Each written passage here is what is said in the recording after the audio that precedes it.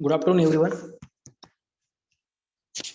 Now, previous lecture we taken a different types of FBC boilers. Okay, previous lecture we discussed the what is the classification of FBC boiler means fluidized bed combustion. Already we understand the what is the FBC. FBC means the mixture between the fuel and air. Okay, fuel and air is your particle. They are mixing between the fuel and air. And fluidized means the bed of solid particle behaving as a fluid, and the mixing, and this is the fluidization method of mixing of fuel and air in a specific proportion. This is called as a fluidization. Okay, last lecture we understand the what is the fluidize mixing between fuel and air in a specific proportion. Then also we discussed the circulation of a FBC. There are different types and arrangement of the FBC boiler. Then there are given two classification of the FBC boiler. First one is a atmospheric FBC, and also atmospheric divided into two subtypes. First one is bubbling, and then second is circulating. And the second type is a pressurized fluid combustion. Already we discussed the what is the principal working of the bubbling fluidized bed combustion engine, then circulating fluidized, then the pressurized FBC. Okay, last lecture आपण बघितलं की जे FBC boiler होते, FBC boiler means काय, फ्लुइडाइज bed combustion, म्हणजे fuel and air mixture नुसार आपण जी electricity generate करण्यासाठी FBC बॉयलर यूज करतो. मग ते वेगवेगळ्या प्रकारचे होते. अरेंजमेंट फक्त सेपरेट होती, त्याचं वर्किंग सेम होतं, पण त्याची अरेंजमेंट आपण ही वेगवेगळी केल्यामुळे त्याची कॅपॅसिटी ही इम्प्रूव्ह झाली, इन्क्रीज झाली. दे are given bubbling FBC and circulating FBC. And second one is a pressurized fluid combustion boiler means PFBC boiler. Okay, now next point. Now previous lecture we discussed the various arrangement of FBC boiler. Okay, already we discussed two types. आपण बघितले two types मध्ये त्याची जे particular use केले होते आपण फ्लुइडाइजसाठी fuel and air हे same होतं, बट फक्त त्याची अरेंजमेंट जी प्लांट इन्स्टॉल करण्याची जी अरेंजमेंट असेल ही वेगवेगळी होती. मग कोणकोणते अरेंजमेंट होते FBC मध्ये त्याचं आपण बघणार. They are given a various arrangement of the FBC. So first one is a fuel feeding system, then air distributor, bed and in bed heat transfer surface, ash handling system. Okay, various arrangement. Okay, तुम्ही system जे आपण बघितले FBC boiler बघितले, त्याची diagram बघितली, working बघितलं, त्यामध्ये बघितलं की फक्त काही पार्ट्स हे चेंज केले गेलेले. मग कोणकोणते व्हेरियस अरेंजमेंट असेल. First is a fuel feeding system. First understand what is a fuel feeding. The fuel for a feeding fuel, they are like limestone. आपण बघितलं which types of fuel are used. Coal. आपण fuel कोणतं use केलंय, coal. Plus ते add काय केलंय, limestone. Limestone कशासाठी add केलंय, पण ते बघितले किती पार्टिकल्स असतील, पार्टिकल किंवा अनवॉन्टेड गॅसेस रिमूव्ह करण्यासाठी लाइमस्टोन आपण यूज केलं. Then usually two method are follow, under bed pneumatic feeding and over bed feed. Sorry, आपण बघितलं की दोन टाइप्स ऑफ फिडिंग बघितलं. एक फिडिंग होती बेड न्यूमॅटिक. आपण बघितलं की कंबशन चेंबर होतं, त्या कंबशन चेंबर मध्ये फिडिंग केलेली होती, म्हणजे बॉटम साईडला आपण जे हॉट एअर होतं ते हॉट एअर पास करतो. लास्ट लेक्चरला जे प्रेझेंट असतील त्यांना इझी अंडरस्टँड होईल की कंबशन चेंबर मध्ये फ्लुइड न्यूमॅटिक फिडिंग कुठे होती किंवा ओव्हर फिडिंग कुठून होती. Then under bed pneumatic feeding in the fuel of is a coal, and then the crush 1 to 6 millimeter size pneumatically transferred from the feed hopper. This is the pipe directing the distributor. Okay, fuel feeding system. Okay, the fuel feeding system ही आपण बघितली की प्लांटचे दोन दिलेले होते. Suppose त्या दोन plant मध्ये त्याची दोन टाइपची प्रोसिजर होती. फर्स्ट इज होती ती bottom side and second one is the top side. म्हणजे आपण जर कोलचं बघितलं, त्या कोल मध्ये दोन टाइप्स ऑफ फिडिंग दिली जाते. एक तर बॉटम साइडने आपण कोल त्याला ट्रान्सफर केलं कंबशन चेंबर मध्ये, आणि एक तर टॉप साइडने पण त्याला आपण फिडिंग दिली. म्हणजे दोन कंबशन चेंबर मध्ये एक तर वन साइड कोल त्याच्यामध्ये इन्सर्ट केलंय, किंवा काही प्लांट मध्ये आपण दोन्ही साइडने पण त्यात कोल इन्सर्ट केलेले. म्हणजे फ्यूल सिस्टीम ही वन साइड असू शकते किंवा टू साइड पण असू शकते. Okay, then over bed feeding. The crusher coal 6 to 10 mm size is a convey from the screw conveyor, the distributor of the coal over the surface of bed uniformly. Okay, they are given a second point, over bed feeding. Over bed feeding आपण जर बघितलं,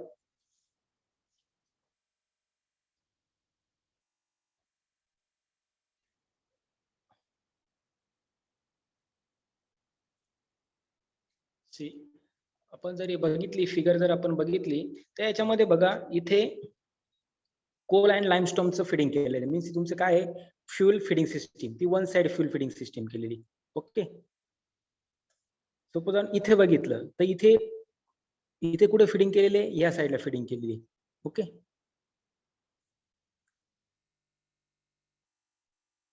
okay this is our fuel feeding system.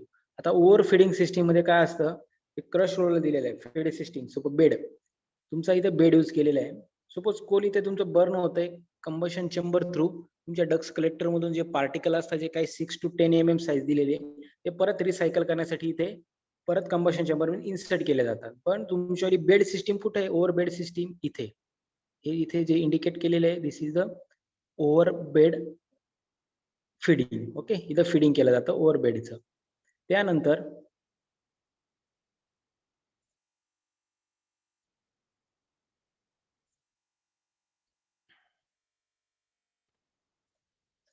त्यानंतरचा आपण बघितलं first point fuel feeding. त्याच्यानंतरचा next point under bed pneumatic feeding means your over bed feeding. Then third was air distributor. आपण बघितलं की तो डायग्राम मध्ये बघितलं की air fuel plus air mixture त्यालाच आपण फ्लुइडायझेशन म्हणतो. मी आपण फ्युल यूज केलं तर फ्युल बरोबर आपला एअर पण यूज करायचं कारण फ्युअल एअर रेशो जे प्रोपोर्शन असतं त्यामध्ये आपण इन्सर्ट केल्यानंतर तिथे बर्निंग प्रोसिजर होणार आहे. त्यासाठी आपण काय यूज करतो air distribution for the purpose to introduce the fluidization air throughout the bed cross section keeping the solid particle in the constant of motions. Okay then distributor plate is provided from the high temperature of furnace for the refractory lining, static layer of bed material and water cooled tubes. Okay आपण बघितलं की air distributor जे provide केलं जातं air distributor तर ते काय असतं purpose introduce the fluidize air throughout the bed cross section म्हणजे जे मिक्सचर असतं एअर अँड फ्युअलचं त्याच्यामध्ये आपण एअर प्रोव्हाइड करतो. मग ती एअर कशी असू शकते तुमची हॉट एअर असेल ती हॉट एअर आपण कुठे पास करतो आपण कंबशन चेंबर मध्ये. Combustion chamber hot air pass केल्यानंतर ती तिथे तुमच्या इकोमनायझर असेल त्यासोबत तिथं बर्न केली जाते. अगेन जे तुमचे अनवॉन्टेड गॅसेस असतात ते अनवॉन्टेड गॅसेस बाहेर येतात. बाहेर आल्यानंतर तुमच्या त्या प्रिएटर मध्ये जातात. परत त्या प्रिएटर मध्ये जे इम्पॉर्टंट आहे म्हणजे एनर्जी कन्वर्ट करतात आणि जे एनर्जी कन्वर्ट करून ते आपल्याला हॉट एअर प्युरिफाय करून जे इम्पॉर्टंट असतात ते अगेन्स्ट कंबशन चेंबर मध्ये इन्सर्ट केले जातात. That is the main purpose of the air distributor. Then next is a ash handling system. They are given two types of ash handling removable, bottom ash and flash ash.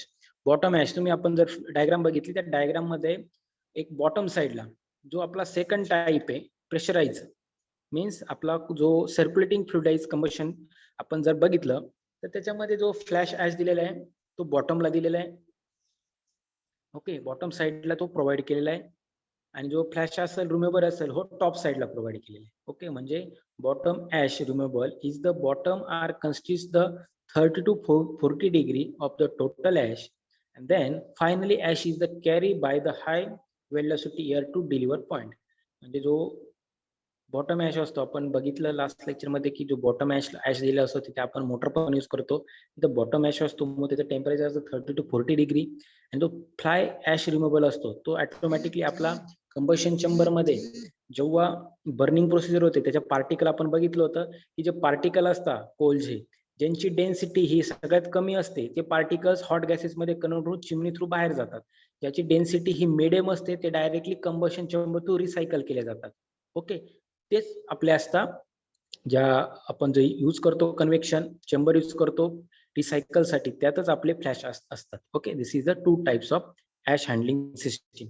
Then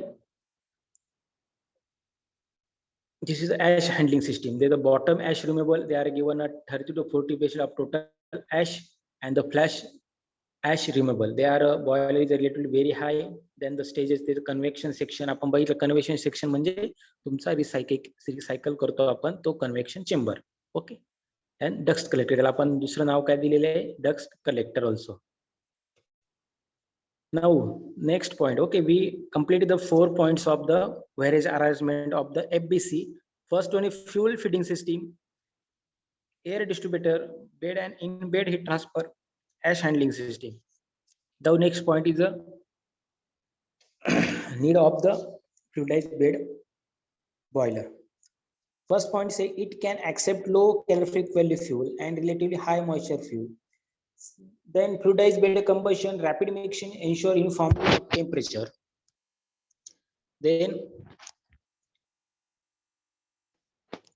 third point say the heat generation from municipal waste, sewage plasts, suppose biomass, agriculture, then high moisture of the less pollutions, then to reduce the boiler size, then to reduce the corrosion and erosion.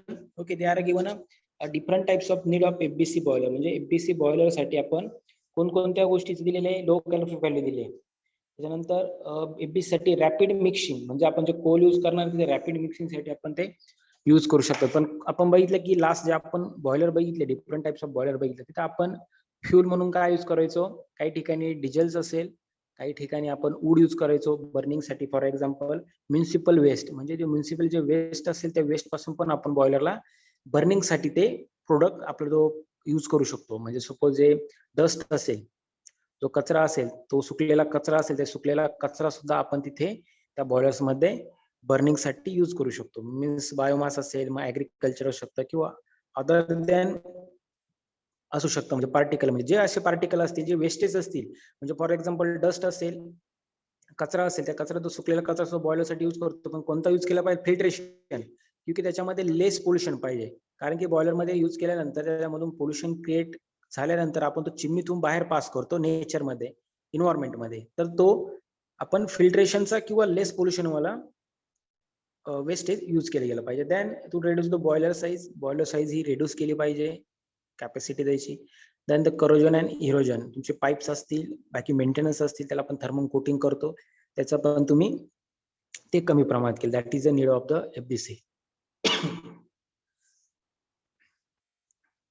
Okay, we cover the FBC boiler, various arrangement of FBC boiler, Ramson, then topics cover the control system of FBC boiler. Now next topic is a control system.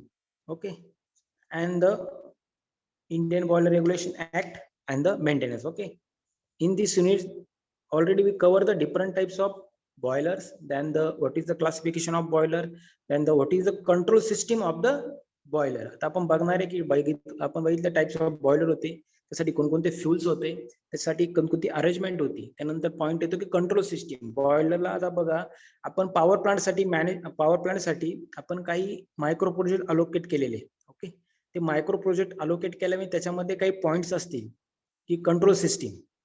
Okay, various types of control system असतील. तो micro project topic असेल, त्या topic मध्ये तुम्ही सुद्धा ह्या ज्या control system दिलेल्या आहे त्या कंट्रोल सिस्टीमची रिपोर्ट रेडी करू शकता. ओके, ज्या कंट्रोल सिस्टीम काही स्टुडंट असतील त्यांना मेंटेनन्स ऑफ बॉयलर दिले, जो नेक्स्ट टॉपिक असणार आहे आपला कंट्रोल सिस्टीम नंतर maintenance of boiler. Maintenance of boiler मध्ये कोणकोणते पार्ट येतील त्याची डायग्राम्स तुम्ही तिथे ड्रॉ करायची आणि तिची रिपोर्ट रेडी करायची. No so first point is a control system type. What is the control system. आपण कंट्रोल सिस्टीम कुठे कुठे यूज करू शकतो आणि त्याची इम्पॉर्टन्स काय असतं. Now the single control loop included control variable sensors, control variable transmitter, controller, automatic, manual control station, and final control element. And also the control loop used for a boiler of the pressure, temperature, liquid level types of boiler. Okay, now why we are using the control system and which types of control system in the boiler. They are given different types of condition criteria for the control system. Suppose control variable for sensor, कुठे use करू शकतो आपण control system for sensor, for transmitter, controller, then control station and final control element. Okay, ह्या ठिकाणी आपण control system use करू शकतो. आणि which loops are use in a boiler.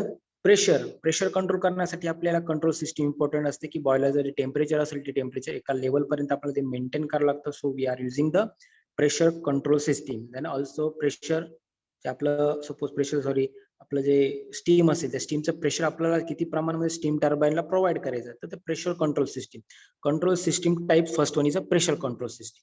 Pressure controls may be use to control the boiler pressure और fuel oil pressure. म्हणजे जे oil provide केलेलं असेल, बॉयलरचं जे प्रेशर असेल किंवा स्टीमचं प्रेशर असेल, ते कंट्रोल करण्यासाठी आपण कंट्रोल सिस्टम तिथे यूज करतो. For the control of boiler pressure, final control element regulate the fuel flow, आपण जे फ्यूल फ्लो करतोय बॉयलर मध्ये बर्निंग साठी, ते फ्यूल पण काही प्रमाणात आपण तिथे इंजेक्ट करत असतो, ते कंट्रोल करत असतो. Now for the control of fuel oil pressure, final control element usually pressure reducing control wall. म्हणजे जर आपल्याला प्रेशर कमी पाहिजे तर आपण प्रेशर कंट्रोल वॉल यूज करतो. आपल्याला फ्यूल कमी इन्सर्ट करायचं असेल विथ एअर तर ते आपण तिथे कंट्रोल करू शकतो. ओके, इथे दिलेले बघा see figure shows they are given control systems, control valve, control air supply, process line, pressure transmitter. Okay, आता जे प्रेशर ट्रान्समीटर म्हणजे हे रिसिव्हर आहे, जे सेन्सर असेल ते रिसिव्ह करणार. जे कंट्रोल सिस्टीम असते ही एक सेन्सरवर पण डिपेंड असते. सपोज आपण तिथे सेट केलेलं असेल 70 बार प्रेशर, आपण सेट केलेलं असेल तर 70 बार प्रेशर तिथे इंडिकेट केल्यानंतर सेन्सर ऑटोमॅटिकली त्याला काही इंडिकेशन तिथे प्रोव्हाइड करतं, त्यानुसार ते तिथे स्टॉप केलं जातं. जे फ्यूल इन्सर्ट केलेलं असेल किंवा स्टीम असेल ते ऑटोमॅटिकली स्टॉप केली जाते. म्हणजे त्याला एक आपण प्रोग्रामिंग कोड थ्रू तिथे एक क्रायटेरिया ठेवलेला असतो की 70 टेम्परेचर आल्यानंतर ऑटोमॅटिकली जे वॉल असेल तो वॉल हा क्लोज केला जाईल, किंवा त्याचं काही एरिया असेल किंवा काही क्रायटेरिया असेल त्यानुसार तो कंट्रोल केला जाईल. म्हणजे सपोज प्रेशर कंट्रोल दिलेले आहे, प्रेशर ट्रान्समीटर दिले, process lines, control valve, control air supply. म्हणजे इथे जो ट्रान्समीटर असेल तो तिथे इंडिकेशन रिसिव्ह करेल की 70 बार प्रेशर तिथे अप्लाय झालेलं आहे, तो ऑटोमॅटिकली जो कंट्रोल वाला असेल तो ऑफ होईल. 70 बार प्रेशर तिथे आल्यानंतर सेन्सर थ्रू तो ऑटोमॅटिकली तो कंट्रोल हा क्लोज होईल. जेव्हा प्रेशर ऑटोमॅटिकली 70 बिलो येईल, 60, 55, तो ऑटोमॅटिकली ओपन होईल. या प्रकारचं तिथे सेन्सर प्रोव्हाइड केलेलं असतं, ते त्याला प्रोसेस थ्रू प्रेशर कंट्रोल ते प्रोव्हाइड करत असतं. That is the pressure control systems.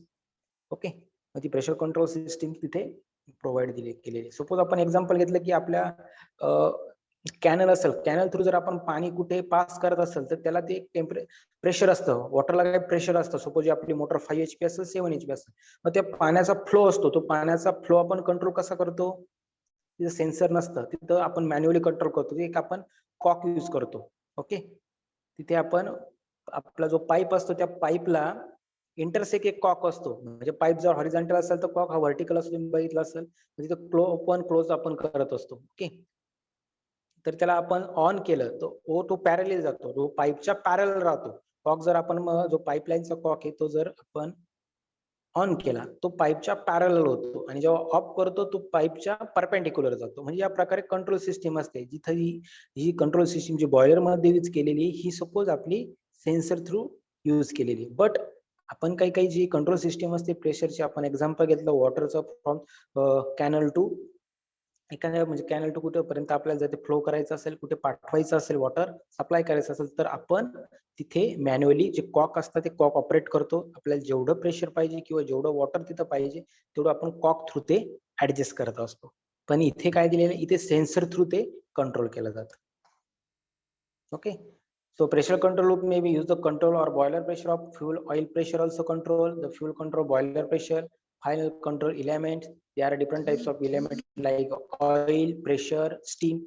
Okay, these types of pressure control system. Now second control system type is a level control system.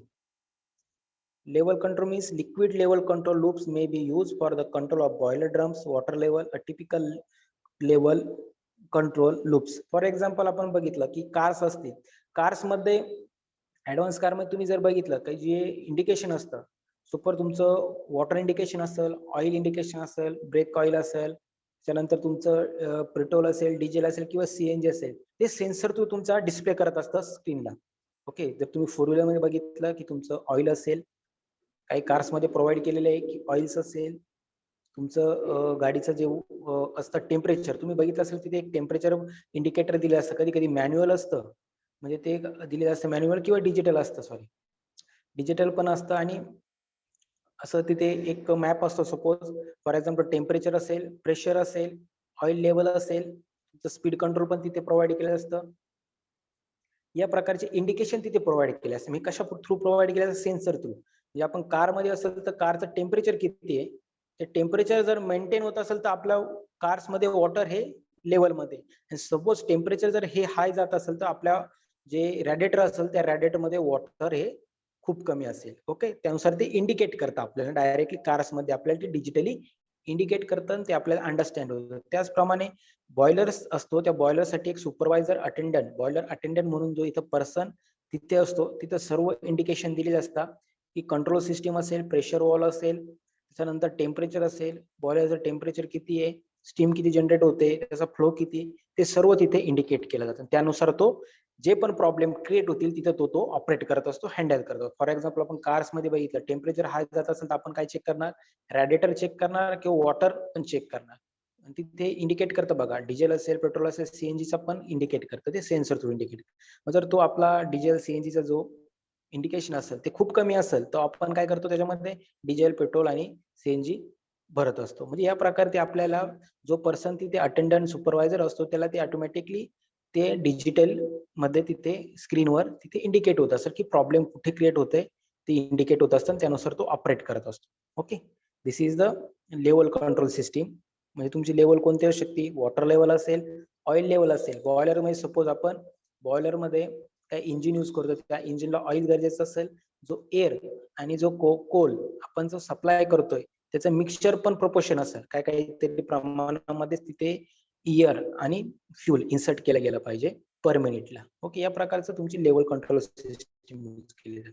Now second one, temperature control system. Temperature control loops may used to the for control of steam temperature from boiler as for fuel oil temperature also. Okay, आता temperature कोणकोणत्या boiler मध्ये कोणतं कोणतं temperature important असतं, steam temperature. म्हणजे तुमचं जे water मध्ये कन्वर्ट होणारं स्टीम ते तुमच्या स्टीम टर्बाईनला किती प्रमाणात पाहिजे त्या प्रमाणामध्ये ते फ्लो केलं जातं, आणि त्या स्टीमचं टेम्परेचर किती ते पण तिथे त्या कंट्रोल सिस्टीम थ्रू मेंटेन केलं जातं. त्याच्यानंतर ऑइल तुमचं ऑलरेडी वर्किंग असतं आणि ऑइलमध्ये पण काही टेम्परेचर क्रिएट होऊ शकतं, मग त्या ऑइलचं टेम्परेचर पण आपल्याला मेंटेन करता आलं पाहिजे, त्यासाठी also we are using the temperature control system. Okay, this is the different types of control system. You complete the pressure control system, temperature and level control system. Now the next and last one is a flow control system. Flow control means is used to control of fuel flow, boiler burner draft, air flow, feed water into boiler or steam flow out the boiler. Okay, आता flow control आपण flow control system कुठे use करणार आहे, flow suppose तुम्ही hot air त्याच्यामध्ये insert करत असाल, तो हॉट वायरचा जो फ्लो असेल तो कंट्रोल करण्यासाठी तुमचा बर्नर असेल, त्यानंतर तुमचा जो स्टीम क्रिएट होते स्टीमचा जो फ्लो असेल तो काही प्रमाणात तुमच्या स्टीम टर्बाईनला प्रोव्हाइड केला जाईल. सपोज 80% जर स्टीम गरजेचं असेल तर 80% तुमच्या स्टीम बॉयलरला प्रोव्हाइड केली जाईल आणि 20% तुमच्या इतर प्लांटच्या यूज साठी ती स्टीम प्रोव्हाइड केली जाईल. That is the flow control system. Okay, we complete the 4 types of the control system. First is the pressure control. Pressure control कुठे यूज करतो आपण, बॉयलरचं प्रेशर असेल, ऑइल असेल. ओके, बॉयलरचं जे प्रेशर असतं सपोज वॉटरचं असेल किंवा हिटिंगचं असेल, हे प्रेशर कंट्रोल करण्यासाठी आपण प्रेशर कंट्रोल सिस्टीम यूज करतो. ते ऑटोमॅटिकली सेन्सर थ्रू असतं, पण तिथे जो बॉयलर अटेंडंट असतो तो तिथे ते डिजिटल डिस्प्लेवर ऑब्झर्व करत असतो. Then temperature control. मग टेम्परेचर कंट्रोल कुठे कंट्रोल करतो, फॉर द स्टीम टेम्परेचर असेल आणि बॉयलर फ्यूल असेल. ओके, टेम्परेचर बॉयलर फ्यूलचं असू शकतं किंवा स्टीमचं असू शकतं. Then level control system. Level control system आपण बघितलं, जे बॉयलर ड्रम वॉटर लेवल असेल, लेवल कंट्रोल म्हणजे तुमचं वॉटर असू शकतं, तुमचं फ्यूल असू शकतं. फॉर एक्झाम्पल कारचं एक्झाम्पल घेतलं, आपलं इंडिकेटर असू शकतं तुमचं petrol, diesel, CNG, oil. Okay, या प्रमाणे टेम्परेचर, कारचं टेम्परेचर किती, या प्रकारचं ते इंडिकेटर असं सेम इंडिकेटर हे बॉयलर मध्ये यूज करतात for the control of the boiler drum water level. Okay, म्हणजे जे आपण प्रोव्हाइड करतोय ट्यूब्सला, जे ट्यूब्सला आपण वॉटर, सपोज तुमचं बॉयलर, त्या बॉयलर मध्ये वॉटर आहे आणि ते वॉटर कुठून तरी टँक मधून आपण ते प्रोव्हाइड करतोय. मग त्या टँक मध्ये पण तुम्ही लेवल बघितली पाहिजे की जे बॉयलरला वॉटर सप्लाय होतंय तर त्या टँक मध्ये वॉटर किती अवेलेबल आहे, असं इंडिकेट नको झालं. म्हणजे सपोज असं इंडिकेट होतं की टँक मध्ये वॉटर अवेलेबल नसतं, त्यात वॉटर फिल केलं नसतं, टँक असेल 1000 लिटरचं असेल किंवा 2000 लिटरचं असेल, वॉटर नसेल आणि तुमची बॉयलर स्टार्ट केला तर त्या बॉयलरला ज्या ट्यूब्स असतील मध्ये कोणत्याही प्रकारचं वॉटर नसणार आहे, त्यामुळे तुमचा जो बर्निंग प्रोसेस आहे ही पूर्ण लॉस्ट होऊ शकते.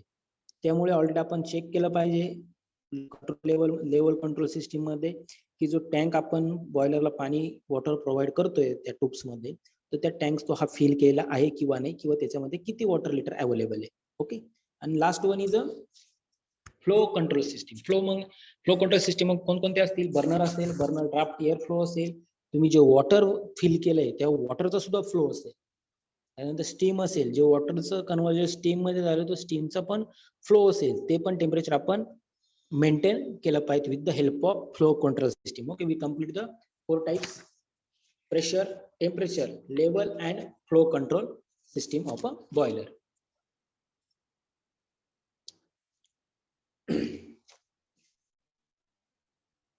Now, what is the air to fuel ratio control system? Also, we discuss why we are use the air and fuel ratio control in a FBC boiler for the load change, fuel change, and fuel ratio change. This is the condition and this is the proportion for the air fuel control system: load change, fuel ratio change. Now also fuel control system. They are another without the selecting switch, entering command of keyboards like a fuel control system. They are given different types of fuel control system. So for fuel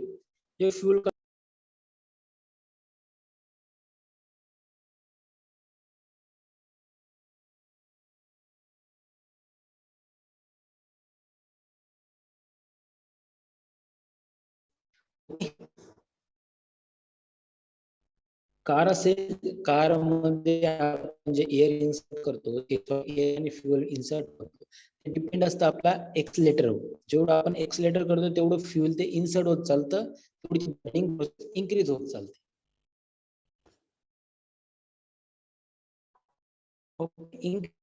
fuel control system. मग fuel control system साठी कोणकोणते parts important असतात आपण discuss करू द्या. Simultaneous fuel firing. Suppose fuel जे तुमचं burn झाले असेल, तिथे काही अलार्म असेल, तर फ्युएल तुमचं तिथे बर्न झालं, त्याचे अलार्म सिस्टीम प्रोव्हाइड केलेली असेल, किंवा तुमचं फ्युएल हे इंडिकेट करतं. सपोज तुम्ही जर 2 व्हीलर बघितल्या, तर तुमचं फ्युएल जर हे 2 लिटरच्या म्हणजे कॅपॅसिटी असते, किंवा त्या 2 व्हीलरची डिपेंड असते की किती लिटरची टँक आहे.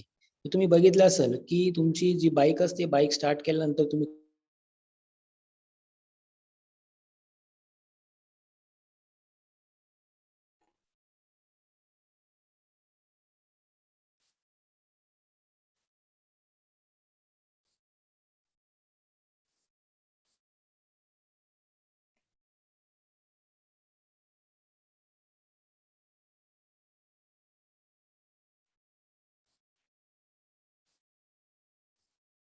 ओके बघितलं फ्युएल कंट्रोल सिस्टीम बघतोय. तुम्ही बाईक बघितली, बाईक मध्ये जर तुमचं फ्युएल कमी असेल तर तिथे कॉक प्रोव्हाइड केले, आपण त्याला रिझर्व्ह म्हणतो. रिझर्व्ह म्हणजे तो काय, कॉक इंडिकेट करतो. तुमची बाईक बंद पडली तर आपण काय करतो, कॉक चेक करतो, गाडी ही रिझर्व्ह लागलेली म्हणतो, आणि तेव्हा काय करतो, गाडी ही रिझर्व्ह लागतो. त्यानंतर आपल्याला इंडिकेट होतं की गाडी रिझर्व्ह लागलेली आहे, तर गाडीच्या मध्ये किती पेट्रोल आहे आणि ती आता किती किलोमीटर जाऊ शकते हे आपल्याला इंडिकेट होतं. त्याचप्रमाणे फ्युएल कंट्रोल सिस्टीम असते की फ्युएल आपल्याला किती यूज करायचंय, किती टाइम साठी ते यूज होऊ शकतं, आणि आपल्याला तो स्टॉक किती प्रोव्हाइड आहे. त्यासाठी some given points regarding the fuel control system for the fuel firing, alarm, boil drum level, single element control, 2 element control, and 3 element control. This is the factor and this is of the fuel control system. Now next one is a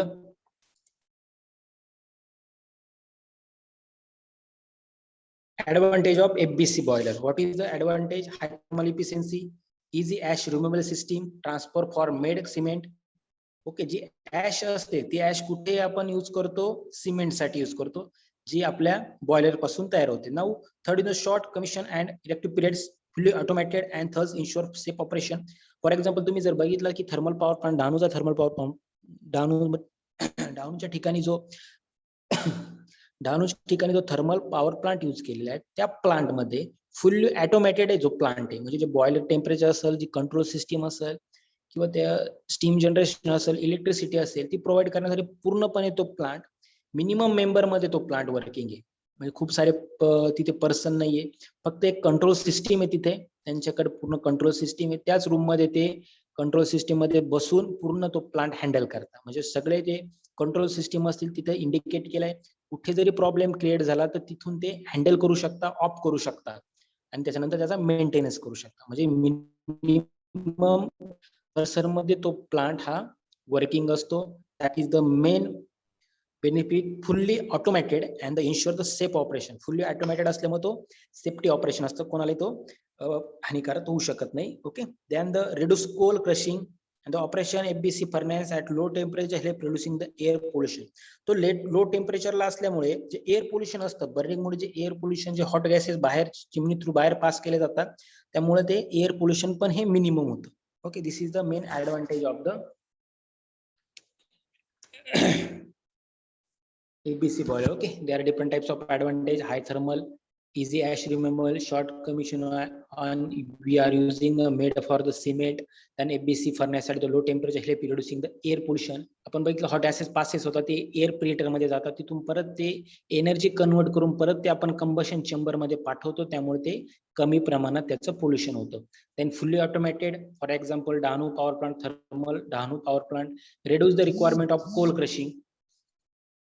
Okay, reduce the requirement of coal crushing. This is the advantage of FBC boiler. Then the comparison of various types of boiler. There are, we already discussed the different types of boiler: Lamont, Benzon, Lofer, schematic, Hartmann's boiler, and Wildex boiler. And also taken the what is the comparison between these types of boiler. This is the Lamont and Benzon comparison. Okay, this is some points given. Required storage drum, drumless, low cost, moderate. Cost पण किती कोणाची हाय असते, लेमॉनची. बेन्झॉनची moderate medium असते. तो inner wall असतो हा कसा असतो, bubble formation, do not occurs. म्हणजे टेम्परेचर असेल ती किती दिलेले 45 to 50 capacity of steam is the ton per hour and 135. Okay. This is the comparison of the different types of boiler. For example Lamont, Benson, Loeffler. Then the Wildex boiler.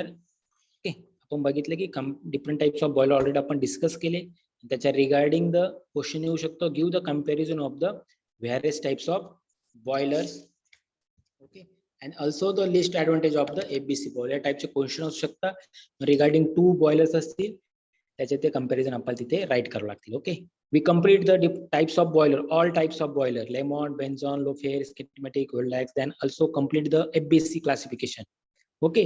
Then also taken the what is the various arrangement of BC. Okay, we also discuss the arrangement of FBC. Then the what is the control system. They are given 4 types of control system, like pressure, temperature, level control and flow control system. आपण बघितलं की सगळे unit मध्ये types of boiler घेतले, त्याच्या control system बघितल्या, त्याची arrangement बघितली. त्यानंतर वेगळा जो FBC बॉयलर होता म्हणजे जे आपण फ्लुइडाइज करतो एअर आणि फ्युएलचं, तो टॉपिक्स आपण कव्हर केला. त्याच्यानंतर कंपॅरिझन होते. Then next point Indian boiler regulation act, जो आपण 3rd लेक्चर मध्ये तो कंप्लीट केलेला आहे. इंडियन बॉयलर रेग्युलेशन ऍक्ट म्हणजे काय असतो, कोणकोणते ऍक्ट असतात, त्याच्या अंडर लायसन कसं प्रोव्हाइड केलं जातं, बॉयलरचा अटेंडंट असतो तो क्लास 1 क्लास 2 असतो, त्याला कोणती एक्झाम असते आणि तो त्याचं वर्क काय असतं तिथे. ओके. सर्व गोष्टी आपण त्या इंडियन बॉयलर रेग्युलेशन ऍक्ट मध्ये पण कंप्लीट केला. आपला लास्ट पॉईंट या युनिटचा बाकी आहे, maintenance of the boiler. Okay. आपण हे सर्व पॉइंट्स बघितले होते की कोणकोणते रेग्युलेशन ऍक्ट आहे, ऍक्सिडेंट असतील, बॉयलर असेल, बोर्ड असेल, इकॉमनायझर असतील, हे पॉइंट्स होते तिथे दिलेले. डेफिनिशन, चीफ इन्स्पेक्टर आपण त्याला म्हणतो, डेप्युटी चीफ इन्स्पेक्टर असतो तिथे तो इन्स्पेक्शन करतो, त्या बॉयलरचं चेक करतो की प्रेशर किती आहे, तो स्टीम किती जनरेट करतो, तिथे प्रिकॉशन काय काय आहे. तो तुमचा अटेंडंट असेल त्या